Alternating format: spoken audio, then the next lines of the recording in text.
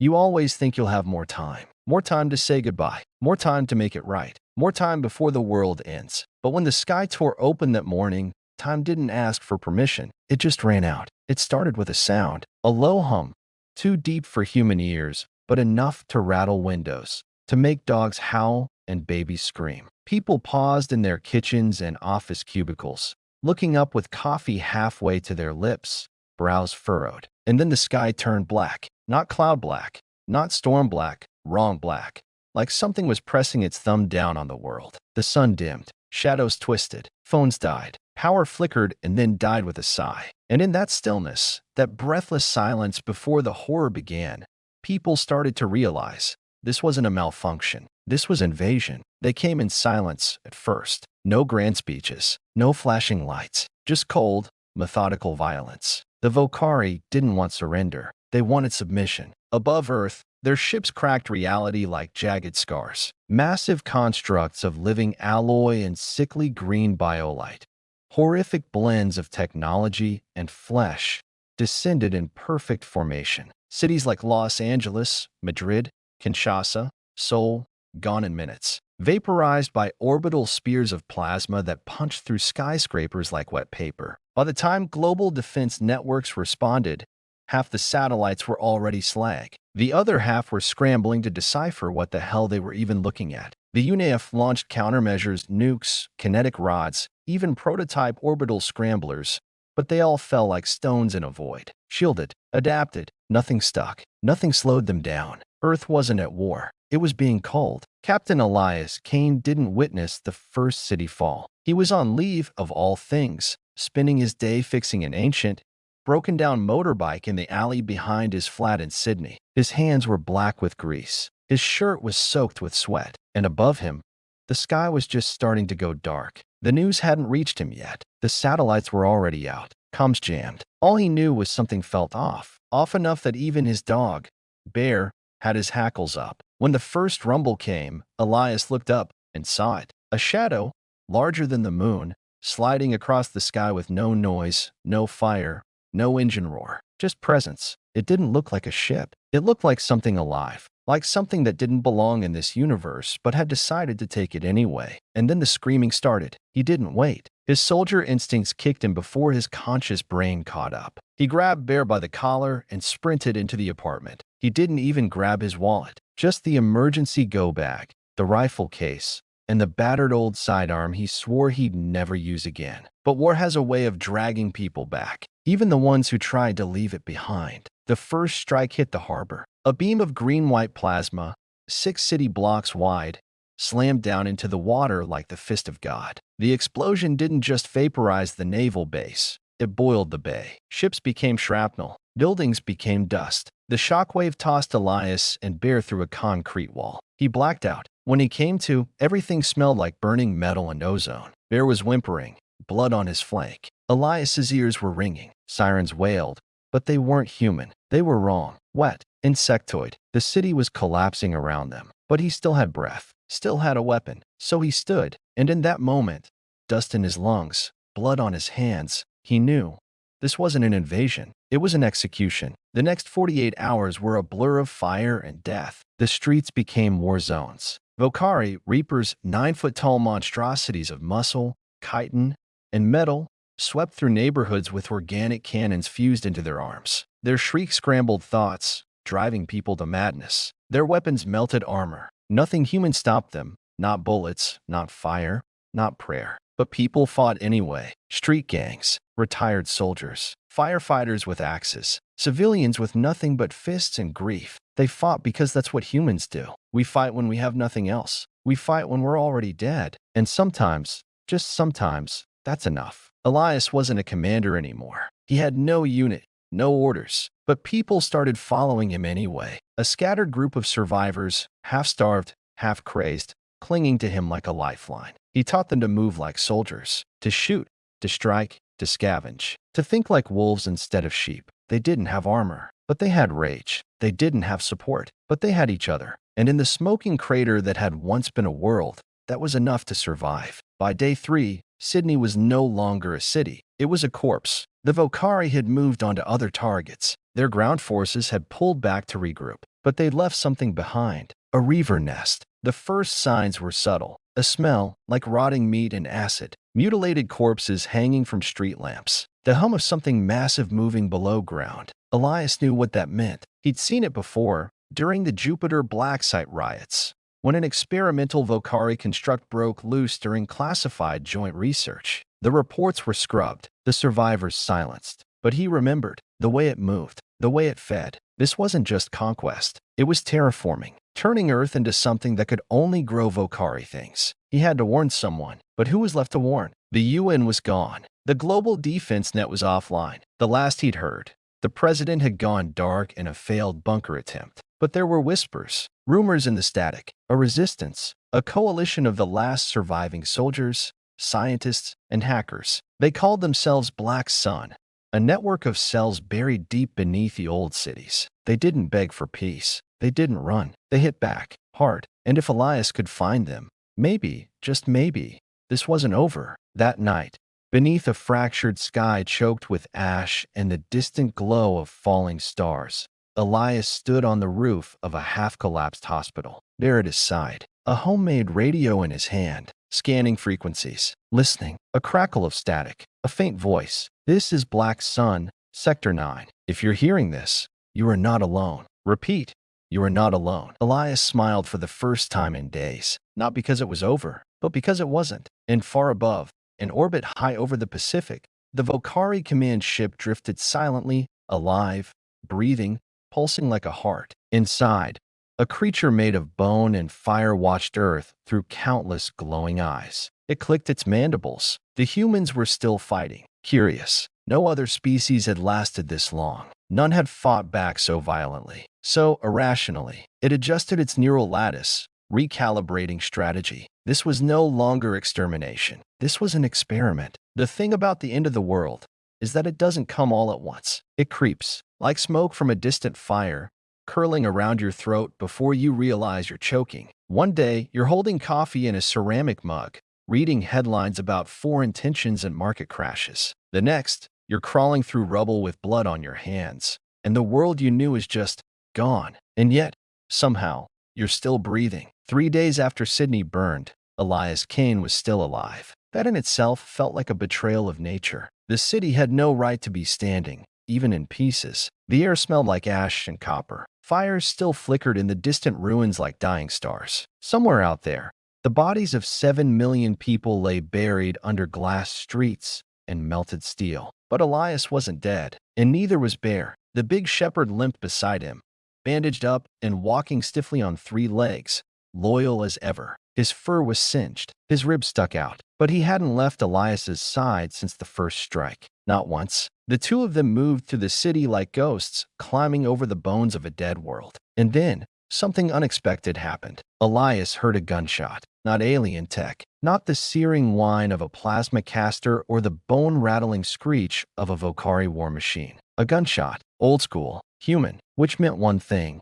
Someone was still fighting. He followed the sound across a collapsed freeway overpass and into the skeletal remains of what had once been a shopping plaza. The storefronts were blasted out. A burnt hovercar smoldered in the middle of a broken fountain, and in the center of it all, a firefight. 3 humans, pinned down behind a concrete barrier. One with a bleeding shoulder, screaming into a dead comlink. Another was maybe 16, terrified, fumbling with a rifle way too big for his arms. The third was the only one holding them together, a woman with hard eyes and the posture of someone who'd seen too much. She moved like a soldier, even if she didn't wear the uniform. They were surrounded. Vocari Reavers, 4 of them, stalked through the wreckage like wolves on the hunt. Tall, spined creatures of meat and metal, with eyes that pulsed like molten amber. Their arms weren't arms. They were weapons. Living weapons. Elias didn't hesitate. He moved like a ghost, sliding between shadows, rifle up. The familiar weight of it anchored him,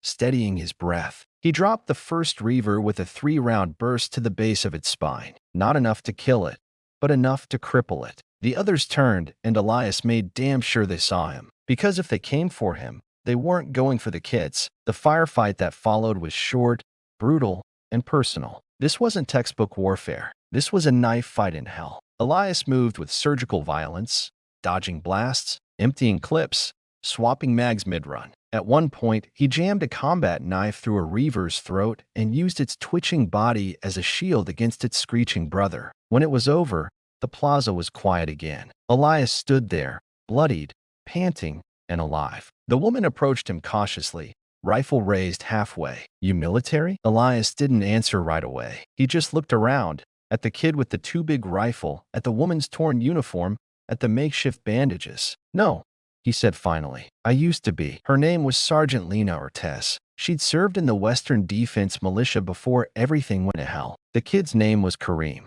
16. Used to work at a noodle cart with his father before the Volcari turned the harbor into a boiling crater. The third was Griggs, corporal, sniper. His arm was shattered, but he still carried himself like a soldier. Pain was secondary now. Everything was. They were what remained of a 12-person squad. The rest had been torn apart during the first week, picked off one by things that weren't supposed to exist. Creatures that didn't just kill. They harvested, studied, left the brains intact. "They're not just invading," Lena said that night, while they sheltered beneath a collapsed tram station. "They're learning." Elias didn't disagree. He'd seen the same pattern in war zones before, how the smart ones always adapted. But this was worse. The Volcari didn't just study resistance. They enjoyed it. Like the more humans fought back, the more curious they became. And curiosity meant escalation. Over the next 3 days, Elias became part of the group. Not formally, not by vote. It just happened.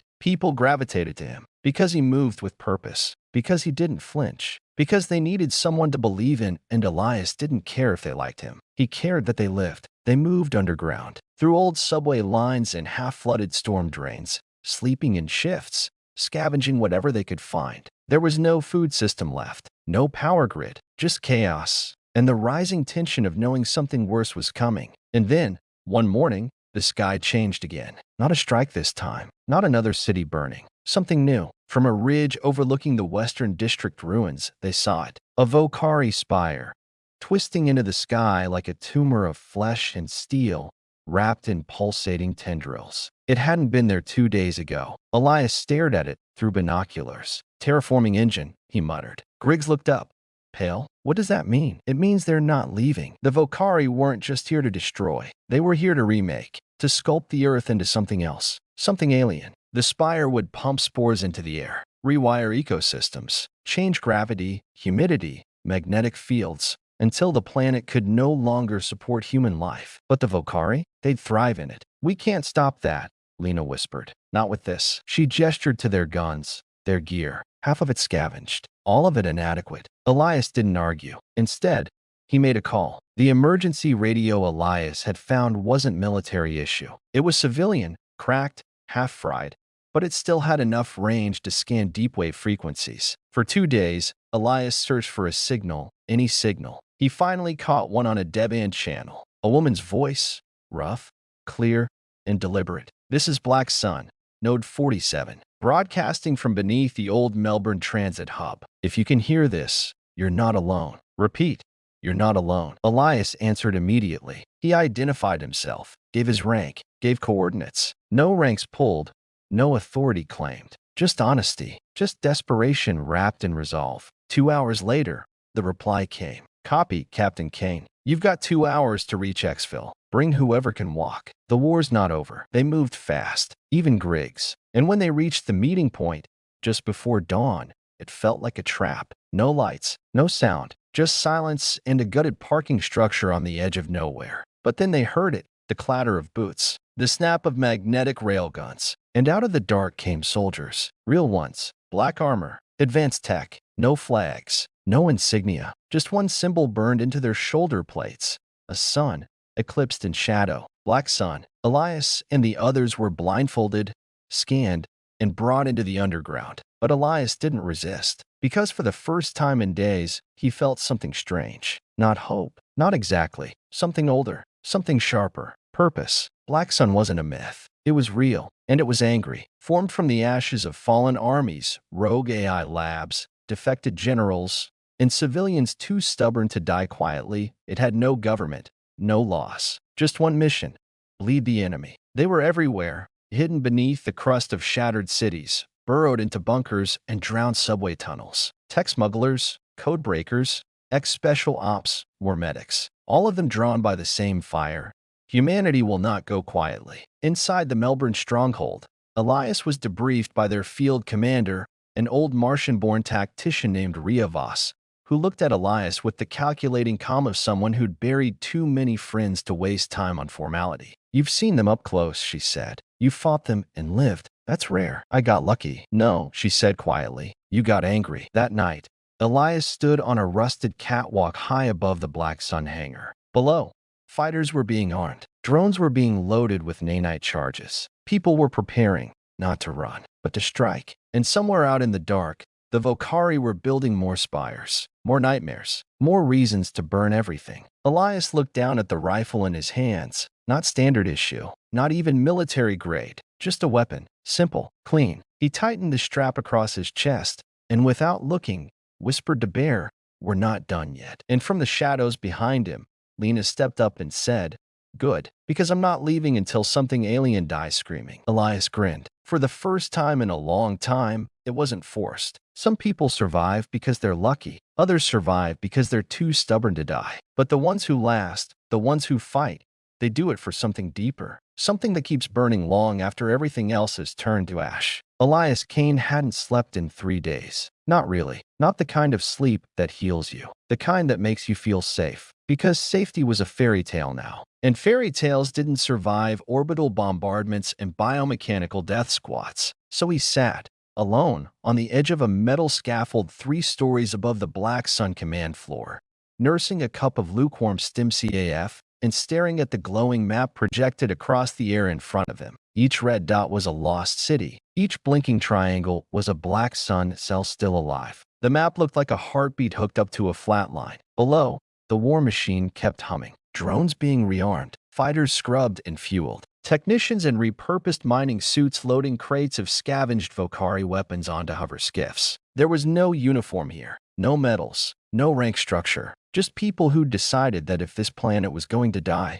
it would die screaming. Rhea Voss joined him sometime around 0400. No words at first, just 2 battered veterans watching the last lights of the old world flicker out. "She's pretty," Rhea said, nodding toward the holographic map, in a tragic, "we're all doomed" kind of way. Elias sipped his coffee. "Could be worse." "How?" "We could be the ones giving up." She smiled at that. It wasn't warm. It wasn't even happy, but it was real. And real was rare these days. Rhea was Black Sun's field commander, a Martian colonist, grew up carving mining tunnels under Olympus Mons. She'd seen her whole family atomized during the Jovian uprising and never cried once. Not because she didn't care, because she was too busy fighting back. "I've got something for you," she said, tossing a datapad into his lap. "Intel from a scout drone in New Cairo. It's bad." He opened it, scrolling through a series of thermal scans and encrypted text logs. At the center of the report was an image, a massive structure rising from the desert, writhing with tendrils of living metal, half organic, half machine, pulsing with heat and movement. A Volcari gene forge. Elias had heard whispers about these things during the first contact wars on Europa, back when humanity thought it had a chance to negotiate. They weren't factories. They were wombs. Places where the Volcari bred entire generations of soldiers in days. Where they harvested DNA from captured species and re-engineered them into war beasts. Where flesh was nothing more than fuel. If the forge in New Cairo went operational, the Volcari wouldn't need reinforcements. They'd be able to grow an army on Earth. Fast. "You want it gone," Elias said, scrolling through the estimated numbers. "They've got anti-air towers, plasma nets, reaver packs. There's a hive core under it. That thing's a fortress." "I don't want it gone," Rhea said. "I need it gone." There was a long silence between them. Then Elias looked her dead in the eye and said, "I'll go." You could say it was bravery. You could say it was suicidal. The truth? It was personal. They'd taken everything from him. His home, his friends, his future. They'd turned Earth into a hunting ground and then waited for the last screams to die out. Elias wasn't interested in survival anymore. He wanted payback. And if that meant storming a biomechanical hell nest with a bag of explosives and a team of underarmed fighters, then fine. Let the history books call it madness. He'd call it justice. They picked the team that night. Lena Ortez was the first to volunteer, naturally. She just smirked and said, "Thought you'd never ask," before checking her rifle like it was a dance partner. Griggs insisted, despite his still healing arm. "I shoot left-handed anyway," he said. You'll need a sniper. And sarcasm. A hacker named Min, barely 20, but with the brain of an AI technician, joined too. Quiet, sharp, carried a backpack full of jury-rigged EMP mines and 2 Vocari plasma blades she borrowed during a recon op. She didn't speak much, but when she did, it usually involved blowing something up. The fifth was a wild card, a former Vocari prisoner. Name was Daxon. Big guy. Scars on his scalp where neural links had been forcibly removed. Rumor was he'd spent weeks inside a reaver nest before clawing his way out with nothing but a metal pipe and a grenade. He didn't talk about it. He didn't talk, period. But when Rhea asked who'd lead the infiltration team, everyone looked to Elias. And Elias didn't say no. They left the next night. A stealth skiff carried them across what used to be North Africa, a sea of scorched desert and shattered bones. The stars above were unfamiliar now. Too many alien ships orbiting overhead, blocking constellations, watching. As they approached New Cairo, the skies burned red from the forge's heat output. The thing looked like it had been grown, not built. Dozens of towers rising out of the sand like twisted, fungal pillars. Glowing sacs pulsed along its sides, birthing chambers encased in transparent chitin. Inside them, silhouettes twitched, grew. Elias tightened the strap on his rifle. Let's ruin their nursery. The plan was simple. Infiltrate, plant charges at the core, get out before the whole thing went nova. Simple never meant easy. They entered through a collapsed maintenance tunnel, Min disabling the first set of biolocks with a whispered prayer and an arc fuser that hissed like a snake. Inside, the walls pulsed. They were alive, breathing. It was like walking into the throat of a sleeping god. They moved in silence, 1 foot at a time. Min left little blinking charges tucked behind growth nodes. Daxon hacked through the sinewy tendrils that blocked their path with a plasma cutter. Lena covered their rear, ice cold and steady. And Elias? Elias led, because someone had to. They reached the central chamber just past 0300. The core was a massive egg-shaped structure, suspended in biocables, glowing from the inside like a star on the verge of birth. Elias could see what was inside it. Dozens of Vocari soldiers, unfinished, twitching, fused to cables, their eyes already open, watching, waiting. Plan everything, he said. And they did, in less than 5 minutes. They had enough firepower wrapped around that core to crack a small moon. But as Min was setting the timer, a shriek echoed down the hall behind them. Not just any reaver, a war priest. These things weren't commanders. They were zealots, high-ranking, ritual-bonded Vocari who didn't kill for strategy. They killed for belief. It burst into the chamber like a demon from some alien religion. Tall, armored in bone, a scythe fist glowing with antimatter energy. The fight was chaos. Griggs fired first.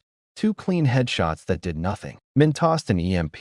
It fizzled harmlessly against the thing's psionic shield. Daxon took a swing and got thrown into a wall so hard the metal cracked. Elias didn't think. He charged. He ducked under the priest's blade, jammed the barrel of his rifle under its ribcage, and fired until the magazine clicked empty. The thing didn't die pretty. It screamed, a psychic howl that shattered lights and ruptured the walls, but it died, bleeding, burning, twitching at Elias's feet. He didn't give it a second glance. He just turned him in. How long? 60 seconds. They ran. There wasn't time to be quiet. Wasn't time to sneak. Alarms blared. Sirens that sounded like a million broken voices crying out all at once. They reached the tunnel just as the forge began to pulse. And when they hit daylight, when the desert stretched before them like a promise, they turned and looked back, just once, and saw hell erupt. The forge exploded like a star tearing itself apart. Fire bloomed into the sky, lighting the clouds from beneath.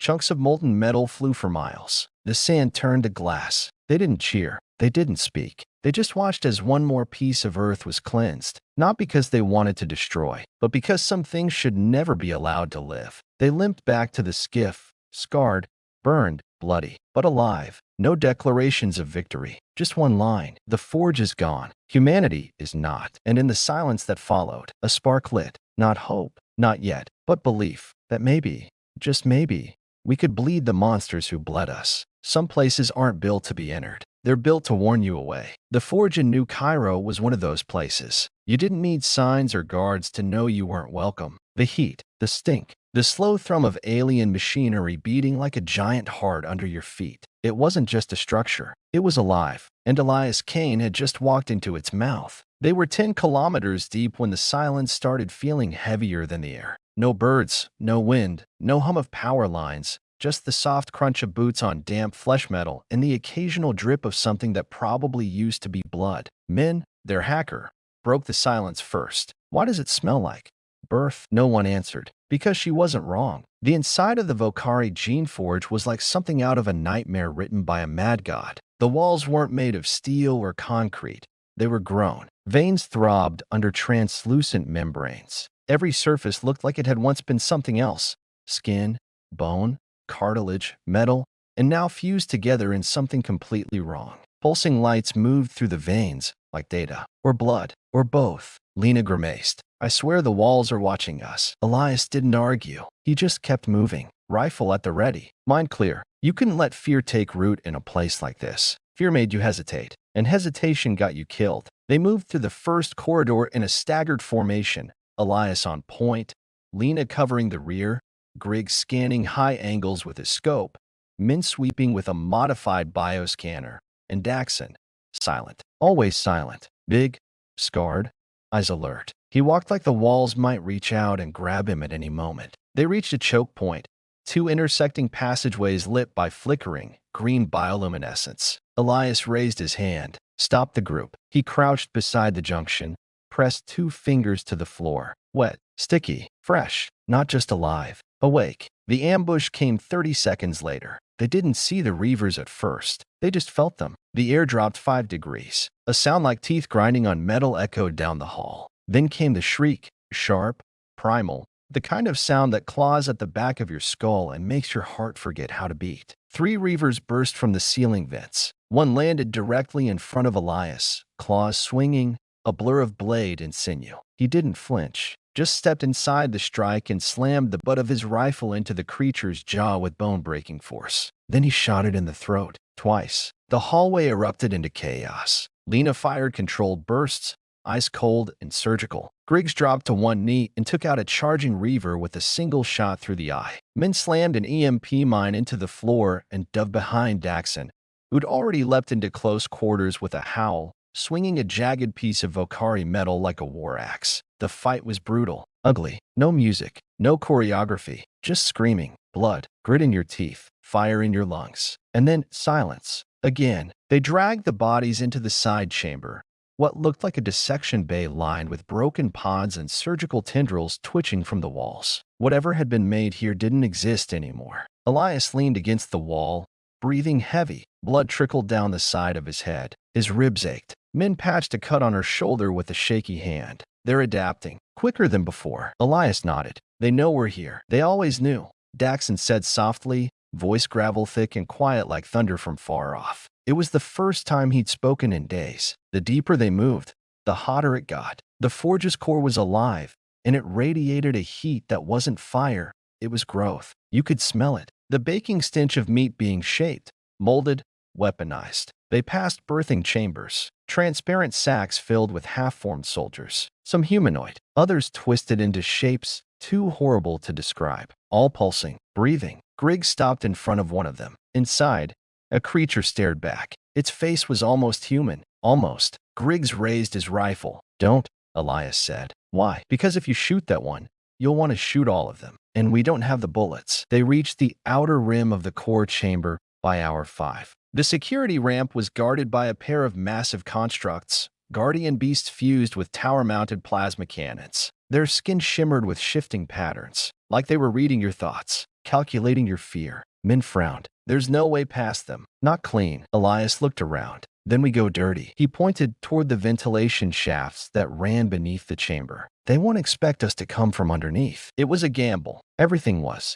They crawled on hands and knees through cramped shafts soaked in fluid that burned skin on contact. Every breath felt like swallowing acid. The walls pressed in, whispering strange things in languages that didn't belong in a human throat. Lena muttered to herself the whole way. I was supposed to die in a building collapse. That's what the fortune teller said. Not inside a freaking space womb. You paid for a fortune teller?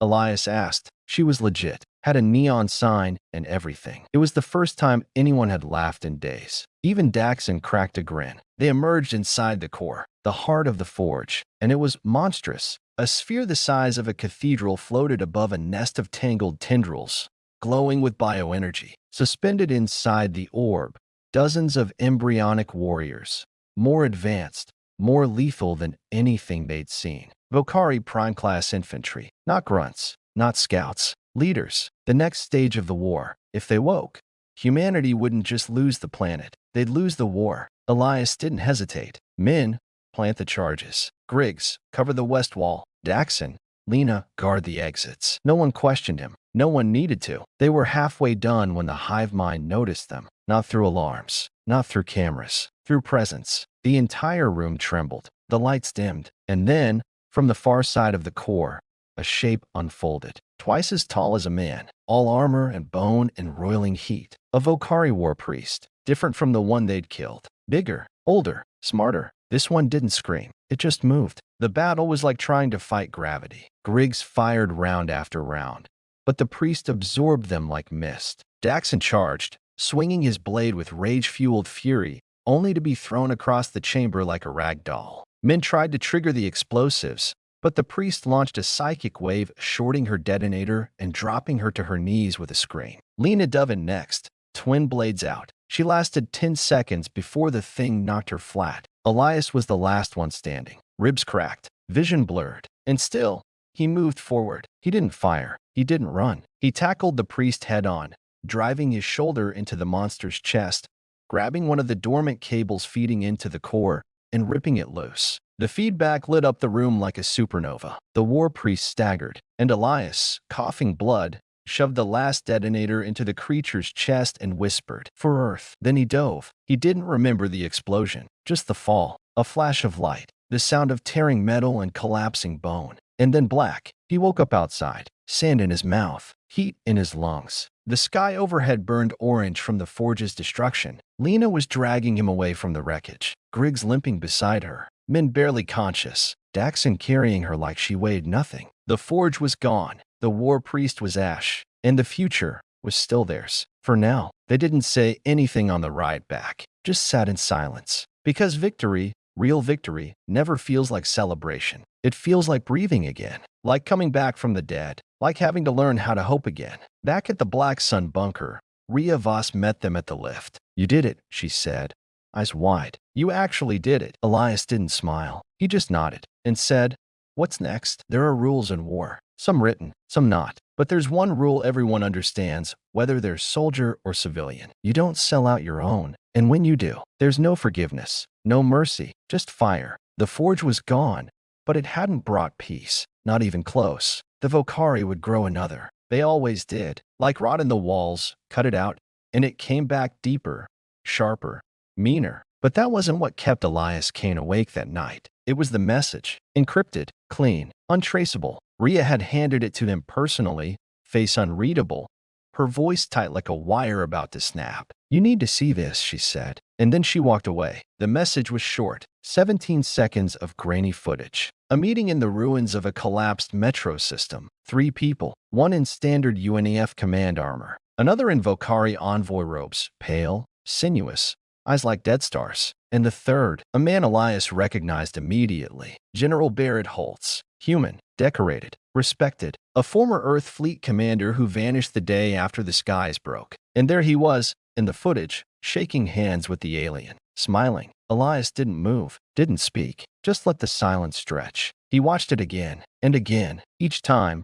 he wanted it to end differently. Each time, it didn't. Holtz didn't just collaborate, he orchestrated. The file attached said enough.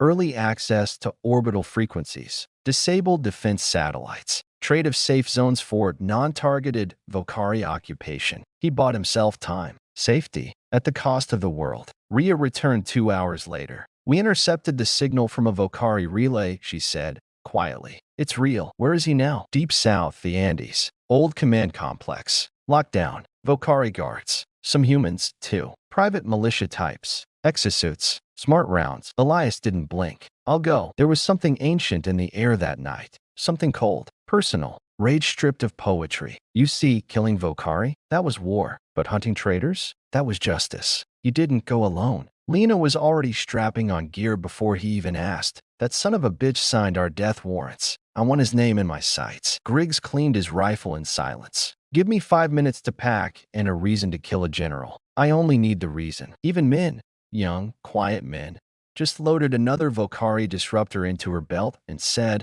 I'll burn his firewall down myself. And Daxon? Daxon didn't speak. He just sharpened a blade he never used on aliens. They left that night. A black sun skiff dropped them 10 clicks from the compound and disappeared into the fog like it had never existed. The Andes were a graveyard of frost and fire now. Snow fell like ash. The wind carried the low groan of dying machines. And there, nestled in a chasm surrounded by jagged stone and black ice, was the bunker. Cold, gray, human-made, with Vokari sentries on the roof. Elias stared through his scope, counting movement, timing patrols. Think he sleeps well at night?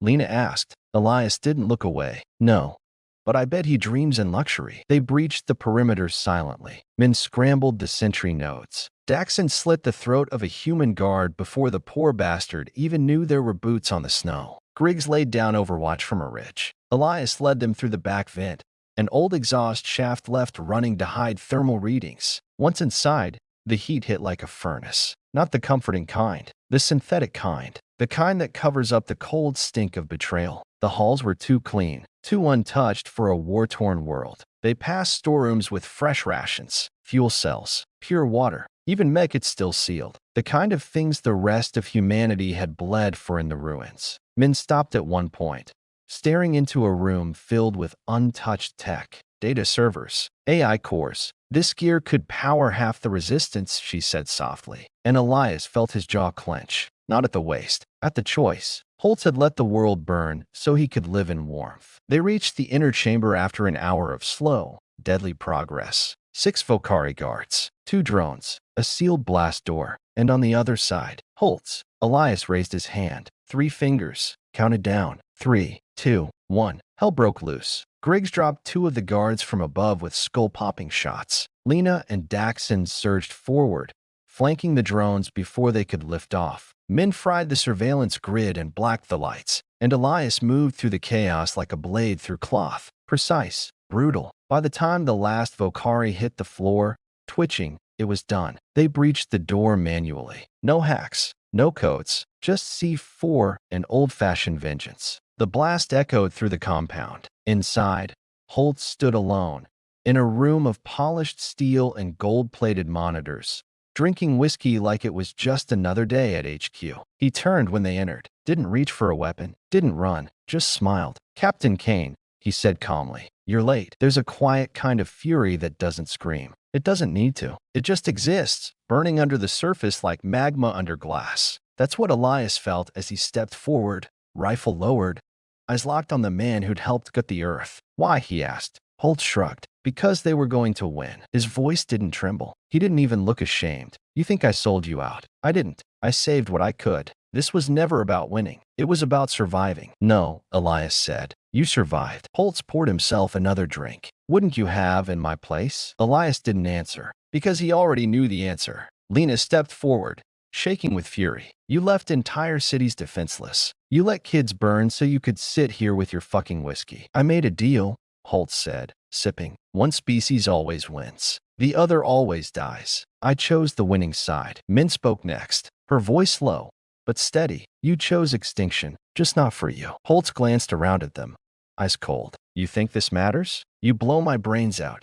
You'll feel better for a minute, but it won't stop what's coming. You've seen what the Vokari build. You think taking me out changes the tide? No, Elias said, stepping forward. But it changes the rules. And then he raised the pistol. Holtz laughed, quiet and bitter. Do it, soldier. Make me a martyr. Elias shook his head. You're not worth martyrdom. Then he turned to Min. Light it. Min uploaded the virus she'd been building since they found the compound. In seconds, every system in the bunker began to fail. Power died. Data melted. Storage banks lit up like fireflies before turning to ash. Holtz finally looked afraid. What are you doing? Elias stared at him. Erasing you. They didn't shoot him. They left him there, alone, in the dark, with nothing. When they walked out, Flames were already licking the halls. Explosives set. Timers ticking down. They were 20 paces from the exit when the bunker began to groan. Not creak, not crack, groan, like the earth itself was swallowing a lie. The explosion didn't echo. It roared.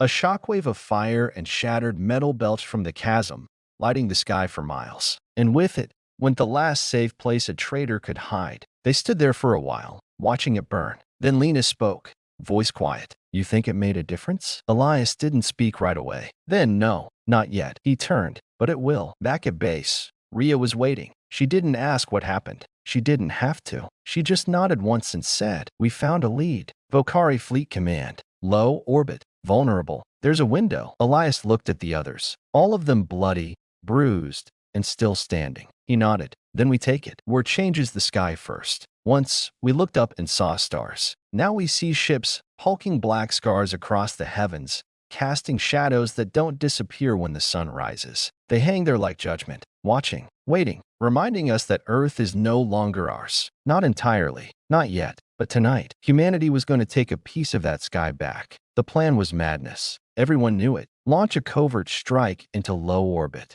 board a Vokari command ship, rip out its comm relay, and, if they were lucky, transmit a message of defiance across the entire alien fleet. It was a suicide mission dressed up like a miracle. Elias Kane volunteered anyway, not because he expected to come back, but because someone had to make the Vokari bleed where they thought they were safe. Black Sun's launch site wasn't much to look at, hidden in the bones of an old fusion refinery.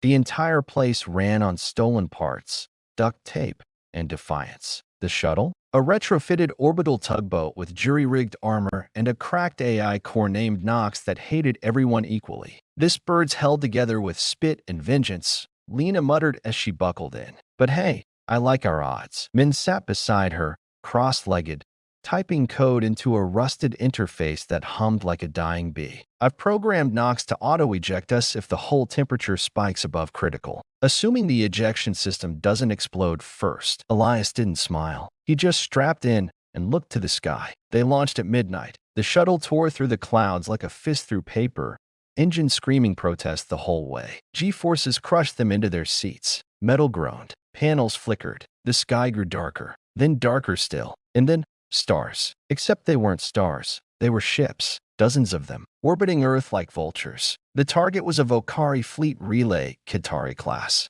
900 meters long, shaped like a crescent moon wrapped in black steel and spines. It wasn't a battleship. It didn't need to be. It commanded battleships, intercepting orders, coordinating strikes. It was the brain, and Black Sun was about to drive a knife straight into its skull. Elias leaned forward as they approached. The shuttle's camouflage systems flickered, barely holding against the ship's sensor sweep. "How long before they spot us?" he asked. "Depends," Min replied, eyes glued to her tablet. "On how much they underestimate us." Lena chuckled darkly. "Let's hope they're as arrogant as they look." Knox's voice crackled through the cockpit. Low, bored, dripping sarcasm. "Proximity breach in 5-4. I hate you all too, 1. They hit the docking clamp with a sickening jolt. Elias was already out of his seat, rifle slung, helmet on. Go. They moved fast, through the airlock, into the belly of the beast. The Vokari interior was everything they remembered. Cold, alien, pulsing with faint light that seemed to come from nowhere and everywhere at once. The air tasted like burnt metal and ozone. But this time, it wasn't about escape. This time, they weren't running. They were invading. Min hacked the first security node with her wrist pad, whispering to herself like the tech was a wild animal that needed coaxing. Lena covered the corridor, eyes sweeping. Nothing yet. Elias checked his weapon, heart steady. They passed biostorage rooms, interrogation pods, rows of unconscious human prisoners suspended in stasis, waiting to be dissected or repurposed. "God," Griggs muttered over comms. "They're stockpiling us." Elias didn't reply, but he knew what Griggs was really asking. Why? Why keep humans alive? Why not just wipe us out? He had no answer, so he kept walking. They reached the relay core after 20 minutes of silent movement. Min's fingers flew across her pad. "They'll detect us the moment I start slicing through this firewall." Clock's ticking. Elias turned to the others. "Set the charges. Plant the beacon. We do this fast." Lena moved left. Griggs went high. Daxon stayed by the door, silent as always, his blade in hand, eyes fixed on the darkness beyond. Elias approached the beacon, a cylindrical device packed with encryption tech and a message they'd spent months preparing. A signal to every surviving human cell across Earth's surface. We're still here. We're still fighting. And we are not done. Then, the lights changed. From cold blue to red. Alarms didn't sound, but they felt it, like the ship itself was waking up. The first Vocari came silently, levitating down the corridor, arms fused into blade cannons. Eyes like glass. Jackson moved before anyone else could react, charging forward with a roar, slicing through the creature's midsection in one clean arc. But more followed, dozens, from the ceilings, from hidden vents, crawling and flying and hunting. Griggs fired from above. Lena dropped one with a 3-round burst. Elias turned the beacon on and slammed his fist into the activation switch. "Min, transmit the signal," she screamed back. Almost there. The room lit up in muzzle flashes and plasma bursts. Min was at the relay core, fingers dancing across the interface as sparks flew from every panel. Her voice trembled over comms, sending it, broadcasting now, and then at clarity. For one brief, impossible moment, Elias heard it. The beacon's pulse echoing through comms, through orbit, through space. A human voice, spliced from Elias's own transmissions, now amplified across every Vocari channel. "This is Earth. We're not dead. We're not broken. We're not done. Come for us, and see how many we take with us." The signal was live, but the ship was pissed. The relay core lit up, defensive programs flaring to life. Min's pad exploded in her hands. She screamed, stumbling back as a wave of energy surged through the room. "Too late," she shouted. "They're trying to purge the signal." "Then we crashed the whole ship," Elias said. "They fought like devils." Lena firing from cover, blood running from her scalp. Griggs reloading between screams, shouting coordinates like they were prayers. Daxon holding the door, his chest plate dented, arms red with gore, never stepping back. Elias planted the last explosive at the base of the relay core. He looked at Min, shaking, coughing, but still standing. "You clear the override?" She nodded. "You blow it. The whole relay's toast. No backups." He smiled through bloody lips. "Perfect." They ran, back through the halls now flooding with fire and smoke and screeching metal. Back toward the docking clamp, except it wasn't there anymore. The shuttle had been hit, burning, spinning off into the black. "Options." Lena gasped. Min pointed to a side hatch. "Escape pods. This way." They sprinted. Explosions shook the corridor. The relay core behind them was coming apart. Power arced across the walls. Organic wiring split and bled fluid across the floor. They dove into the escape module one by one. Min hit the release. Nothing. Griggs screamed.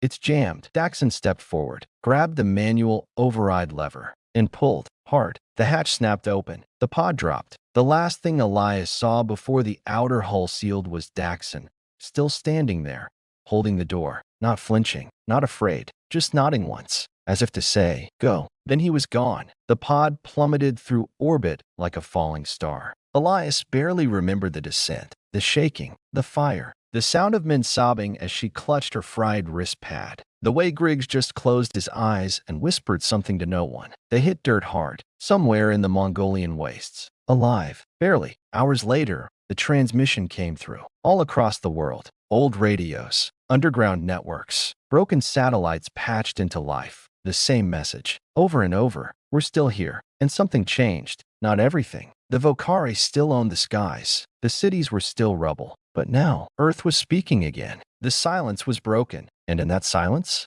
the first real hope in years. Back at base, Rhea met them on the landing pad. No words, just hugs. For all of them. Then a single question. Did it work? Elias looked up at the scarred sky and nodded. Yes. You'd think hope would feel lighter. But when it finally arrived, it came with weight. The kind that presses down on your shoulders. The kind that wakes you in the middle of the night, reminding you there's still more to fight for, more to lose. The message had gone out, across every continent, every crater, every shattered resistance cell hiding in the dust. We're still here. We are not done. And now, the world was waking up. The fires in orbit hadn't even burned out when the first replies came. Short bursts of static from buried bunkers in Brazil. Morse code flickers from what was left of Paris. A pirate signal out of Tokyo that simply said, "Send us the coordinates. We're coming." The world hadn't died. It had been waiting. And now that someone had lit the match, it was ready to burn everything down. Black Sun became more than a name. It became a rally cry. A banner pulled from the ashes of surrender, soaked in grit, stitched with stubborn defiance. And for the first time in a long time, Elias Kane saw soldiers walking taller, saw eyes not dulled by despair but sharpened by purpose. But with hope comes danger. With signal comes noise. And the Vokari were listening too. The first strike hit the Greenland outpost. No warning, no mercy. They dropped an atmospheric rift bomb, a gravity shockwave that twisted metal and flesh like paper. 200 resistance fighters gone in under 30 seconds. The second strike came 2 nights later. Kenya, the Rift Valley stronghold. Sonic drones tore through the sky like banshees, turning stone into dust and leaving only shadows where people had stood. They weren't just retaliating. They were hunting hope. Ria Voss gathered the command teams in the lower war room, a half-collapsed subway station beneath old Istanbul, still reeking of wet stone and diesel fuel. On the table in front of them, a shattered drone core salvaged from Kenya, still hot, still pulsing with strange tech. Min tapped the interface, watching alien code swirl like smoke. They're triangulating the beacon, following every echo, every response. Griggs frowned. So we light a fire, and they follow the smoke. Great. Elias stood in the corner, arms folded. Quiet, thinking. Then we stop hiding, he said. Everyone looked at him. We stop running. We draw them in. Not just one ship. A fleet. Lena raised an eyebrow. And how exactly do we survive that? We don't, Elias said. We win. He laid out the plan like it had been growing in his mind for weeks. Take the fight to the ruins of Baikonur, the old Russian launch site buried in sand and memory. There, an abandoned Titan-class coil cannon still sat beneath the surface. Rusted, silent, but not dead. Not completely. That cannon, when reactivated, could punch a hole in the side of a Vokari dreadnought. It had been built to shoot asteroids. Today, it would shoot gods. They moved fast, loaded into supply haulers, camouflaged skiffs, and low-flying drones. No lights, no comms, no ceremony, just iron in their hearts and ash on their boots. The road to Baikonur was long and empty. Nothing but frozen dust, blackened trees, and the occasional wreckage of old wars. But along the way,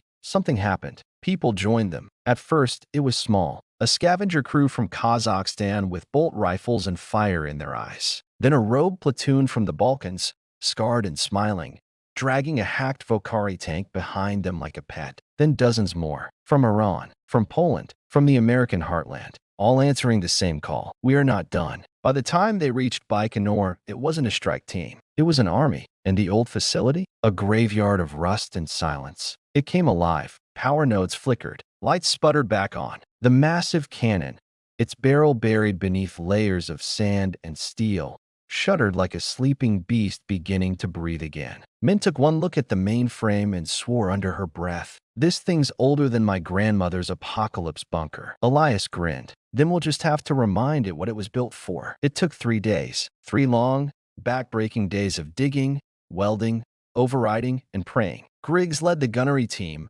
rewiring old coils and calibrating impact vectors with the calm precision of a man who once hit a moving target in orbit with a rifle. Lena coordinated defense positions, setting mines, sniper nests, fallback zones. Her hands never stopped moving. Neither did her eyes. Min worked without sleep, fingers covered in grease and blood, coaxing the cannon's AI core back from the dead. And Elias? He moved between them all, not commanding, not barking orders, just present, a steady voice, a fire in the dark. On the morning of the 4th day, the sky changed. Vokari ships, 10 of them, descending slow, silent, arrogant. They weren't here to negotiate. They were here to erase. Lena spotted them first through her scope. We've got about 20 minutes before they're in range. Griggs whistled low. Big boys. 1 Karat class, 2 Skinners, and at least 500 drones. Min looked up from her station. Cannon's 73% operational. I can charge a shot, but we only get 1. Elias nodded. 1's all we need. He turned to the crowd, this patchwork army of survivors and scrappers and ex-soldiers. Their faces drawn,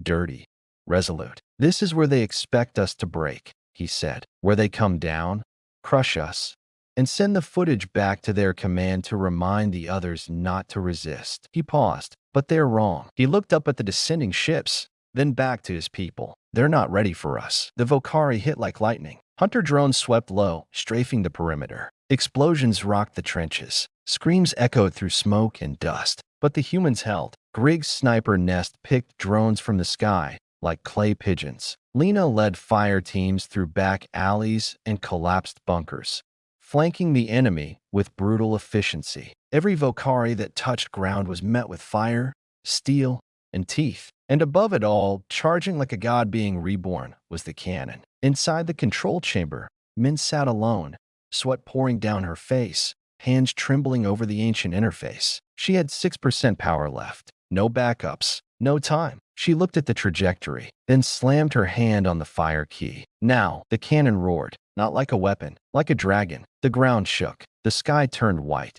And then, silence. For just one breathless moment, then the Karat-class dreadnought, the one leading the assault, lit up like a sun being torn in half. A flower of fire bloomed in the sky. Metal rained down in chunks the size of tanks. And for the first time, the Vocari ran. The rest of the ships peeled off, retreating, scattering, their superiority shattered, not by numbers, not by tech, but by will, by humanity's refusal to die quietly. The battlefield was wreckage, smoke, craters, blood in the sand, but the people standing in it stood tall. Elias looked around, saw Min slumped against the wall, smiling through tears. Griggs dragging an injured fighter out of the wreckage, muttering curses. Lena wiping blood from her blade, her eyes locked on the sky, waiting for the next wave. But it didn't come. Not that day. Later, as the sun set over the ruins of Baikonur, Ria's voice came through the comms. You did it. Elias didn't answer. He just looked at the crater where the dreadnought used to be and whispered, No, we did. The universe had grown quiet. Too quiet. But not the peaceful kind. Not the kind that meant rest. This was the hush before a storm. The stillness before the avalanche comes crashing down. And in that quiet, humanity stood up. The destruction of the Karat-class dreadnought had done more than level a Vocari command ship. It had shattered something deeper, the illusion of control. The Vocari had ruled from the shadows of the sky for too long. Untouchable, unreachable, untouchable. But when the cannon at Baikonur split that flagship in half, it wasn't just fire they saw. It was possibility. The lie had cracked. And in the weeks that followed, everything began to change. Whispers turned into signals. Signals into rallies. Rallies into open rebellion. The underground movement wasn't underground anymore. From the broken towers of Johannesburg to the flooded ruins of Shanghai, resistance fighters stood in the open, guns raised, banners waving. Some made from torn uniforms, others from scraps of cloth stained with blood. Didn't matter what it looked like. It mattered that it was seen. But what no one expected, what no one saw coming, was what happened inside the Vocari. See, the aliens weren't as united as they pretended to be. They had cracks of their own. It started small. An intercepted transmission. A voice, modulated and strange, but undeniably Vocari. They don't fear us anymore. Then another. The humans resist beyond logical thresholds. Reconsideration is advised. And then a name. Zaros. A Vocari strategist. High-ranking. Respected. Dangerous. And he was asking questions no Vocari had dared to ask aloud. He wasn't calling for peace, but he was starting to doubt the path of annihilation. And that was a crack humanity could drive a spear through. Ria called the meeting herself. A secure chamber buried in the catacombs beneath Old Prague.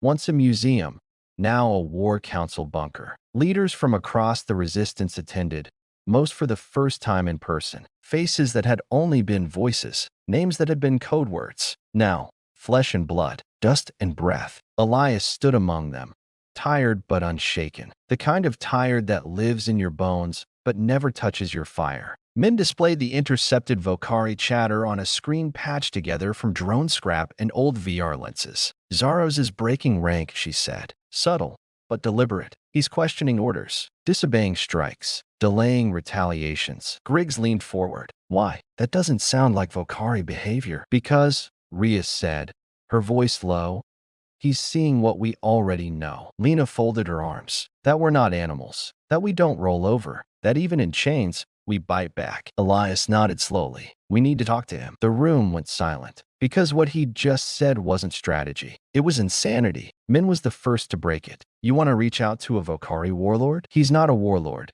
Elias said. He's a fracture. And fractures spread. Ria frowned. Even if we find a way to communicate, we risk everything. The minute they detect a transmission, we don't transmit, Elias said. We go. So that became the plan. One team, deep infiltration, not to kill, but to speak. to deliver a message to the enemy from humanity itself. Zaros was stationed on the orbital platform Virith 9, a mobile command structure tethered above Antarctica's southern pole line. He wasn't a general, not exactly. Vokari didn't have clear hierarchies the way humans did, but he controlled strike data, fleet movements, civilian suppressions. In short, he was important, and more than that, he was listening. Elias handpicked the crew. Lena, for her instincts. Griggs, for his long-range calm. Min, for her mind. And Daxon.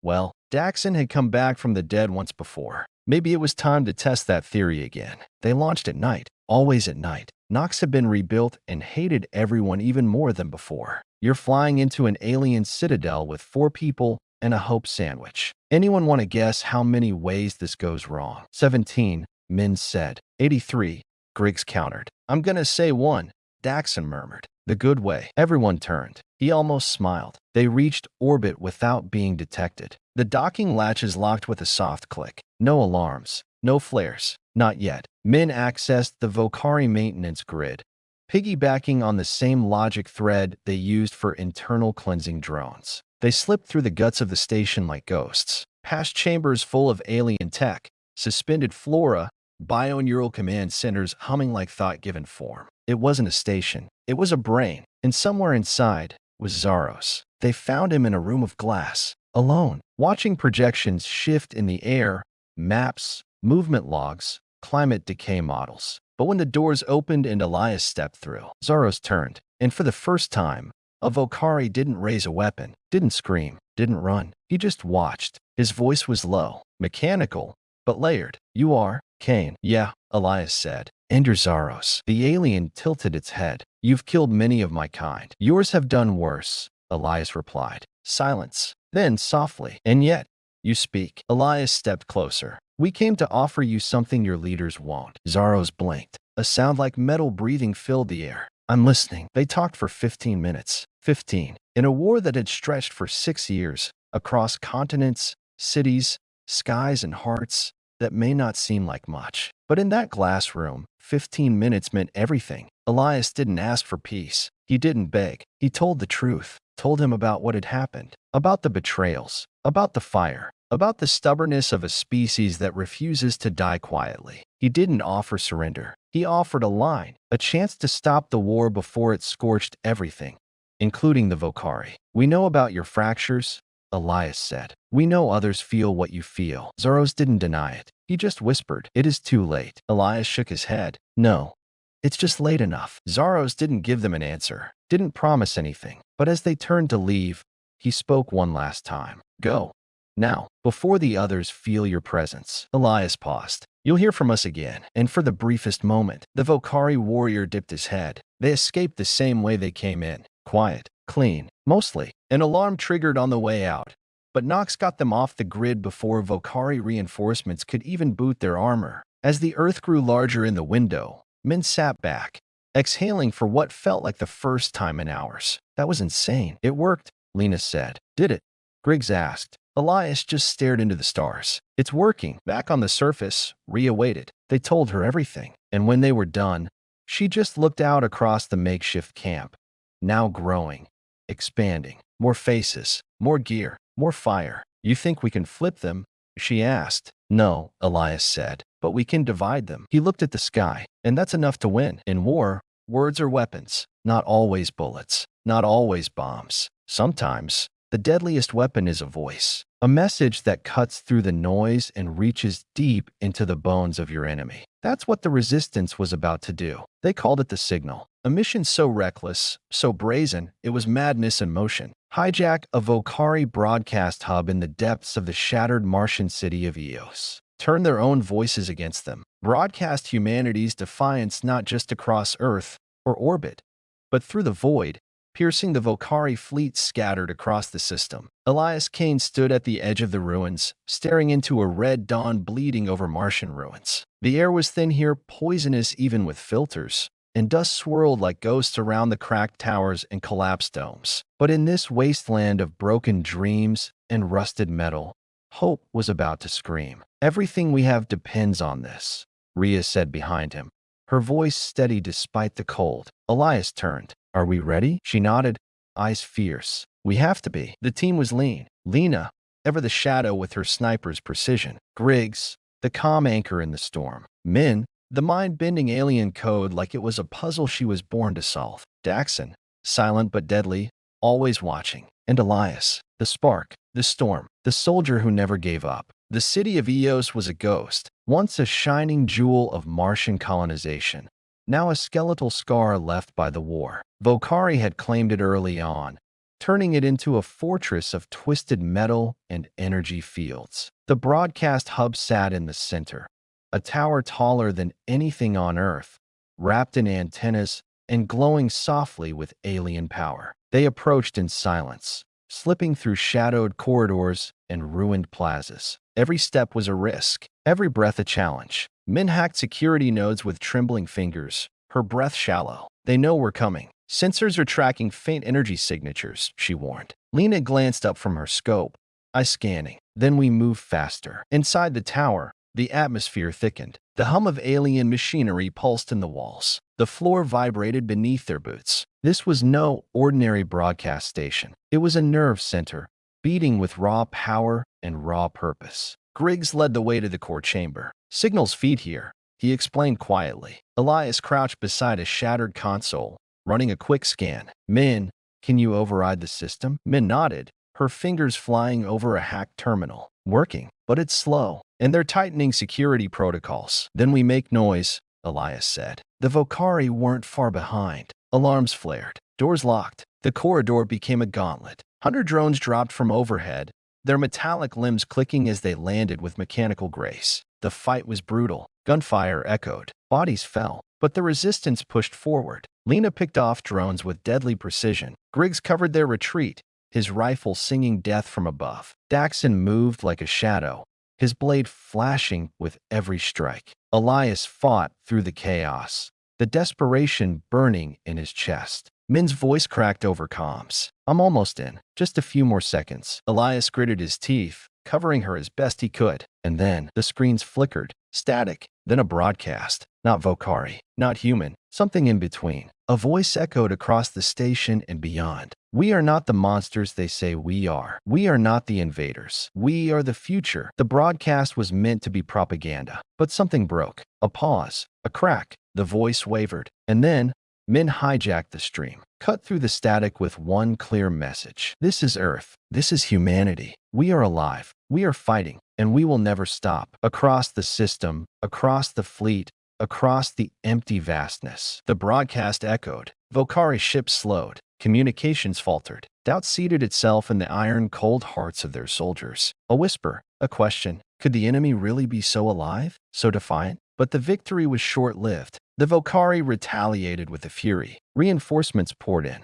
The tower shook. Explosions tore through the walls. The resistance was trapped. Elias barked orders. Hold the line. Protect Min. We finish this, or we die trying. Lena crouched beside him, eyes blazing. We'll burn this place down before they take us. Griggs kept firing. Daxon guarded Min like a shadow, and Min worked. The power core began to overload. Sparks flew. Smoke filled the air. The tower trembled. Then, a blast. The floor beneath them gave way. Elias fell into darkness. He landed hard. Pain flared. But he was alive. And beneath him, the core chamber. Min's voice echoed faintly. Elias, I'm done. The broadcast is live. He crawled toward the faint light. Lena and Griggs followed. Daxon was gone. They watched as the feed streamed across millions of channels. Humanity's message. Bold, unapologetic, raw. And somewhere, deep in Vokari space, the broadcast landed. The fractures grew. The empire shook. And humanity was finally being heard. The sky was never meant to be silent. Not when it held the last hope of humanity. And now it wasn't. All around the world,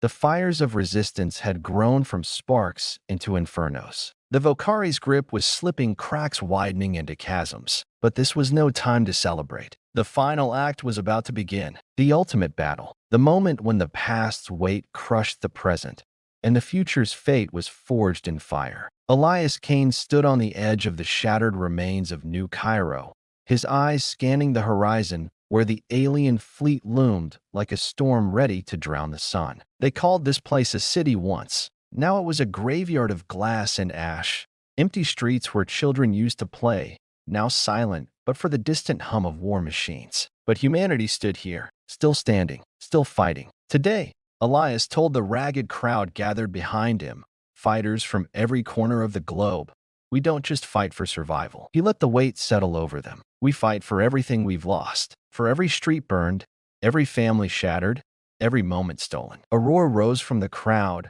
ragged, raw, desperate. We fight for the right to be free. The plan was brutal. The Volcari fleet was massive, their ships a deadly web choking Earth's orbit. But Elias and his commanders had a secret, a gambit, a series of coordinated strikes, not just attacks, but surgical blows aimed to cripple the fleet's command nodes, break their communications, and scatter their forces into chaos. It was risky, suicidal, even. But humanity didn't have the luxury of playing safe anymore. Lena moved through the fighters like a storm, checking weapons, giving final instructions. Her eyes caught Elias's for a moment, fierce, unwavering. We either die on our feet or live to fight another day, she said. Griggs adjusted his rifle, the barrel cold but ready. Let's give them a hell they'll never forget. The battle began with a scream, ships exploding, engines flaring, the sky fracturing with fire. On the ground, resistance fighters charged into the fray, weaving through ruined buildings,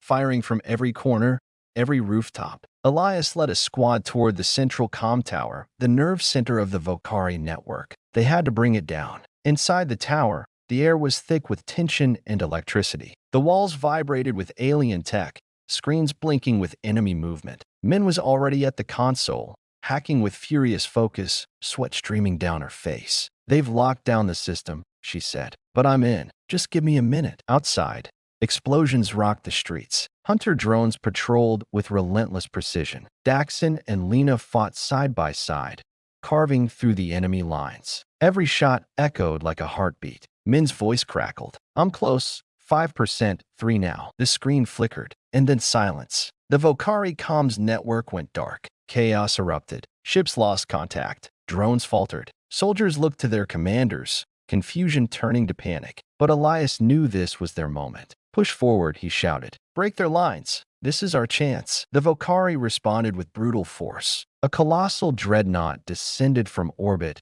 its engines blazing like a second sun. It landed amidst the battlefield, a mountain of armor and fire. The ground shook. The air burned. Elias faced the beast, heart pounding, knowing what came next could be the end. But surrender wasn't in his nature. He rallied his squad. We take that ship down, no matter the cost. They moved like shadows, dodging fire and shrapnel. Lena laid down covering fire. Griggs found a weak point beneath the beast's armor. Daxon led the charge, blade flashing. Inside the dreadnought, the battle was savage. Alien soldiers swarmed. Elias fought through the chaos, every strike fueled by loss, rage, and hope. The ship groaned as explosives planted by the team began to detonate. Outside, the sky shifted. Human reinforcements poured in, old allies returning with fresh fire, new fighters born from the ruins. The dreadnought exploded in a storm of flame and steel. The shockwave sent enemies flying. The resistance surged forward. And then, a signal, a voice broadcast through the wreckage. To all Volcari fleets, humanity stands united. We are not prey. We are the storm. Surrender now or be consumed. The message echoed across the cosmos, not just defiance, a warning. The Volcari faltered. Their empire fractured like never before. Their ships retreated. On the ground, Elias looked up at the sky, smoke curling, stars shining through cracks in the clouds. He thought of all they'd lost, all they'd fought for, and a fierce, burning pride welled up inside him. Because this wasn't just a battle. It was humanity's rebirth. A reminder that no matter how dark the night, we always fight for the dawn.